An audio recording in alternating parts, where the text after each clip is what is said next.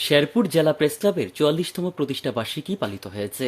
দিবসটি উপলক্ষে শনিবার রাত ৮টার দিকে জেলা প্রেস ক্লাব মিলনায়তনে এক আলোচনা সভা, কেক কাটা ও দোয়া মাহফিল আয়োজন করা হয়। আলোচনা সভায় বাংলাদেশ টেলিভিশন ও সমকাল পত্রিকার শেরপুর জেলা প্রতিনিধি দেবাশিস ভট্টাচার্যের সভাপতিত্বে অনুষ্ঠানে সঞ্চালনা করেন ইন্ডিপেন্ডেন্ট টেলিভিশনের স্টাফ রিপোর্টার ও শেরপুর প্রেস ক্লাবের সাধারণ সম্পাদক মেরাজ উদ্দিন।